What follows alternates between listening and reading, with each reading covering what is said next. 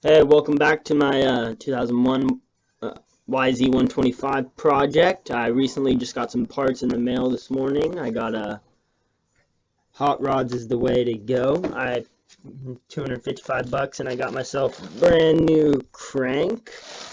Uh, Looks to be great. I've never ordered through Hot Rods before, but we'll see how that goes along. I got a new got my new needle bearing. Um, some other parts I picked up. There are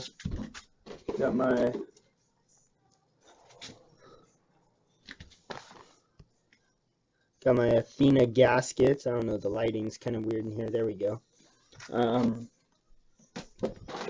I also picked up my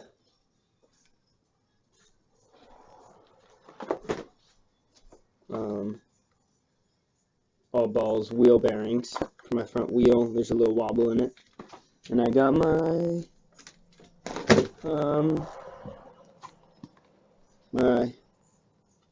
main bearing and seal kit. So hey guys, I got the subframe and the airbox and everything off my bike. Took off the carburetor.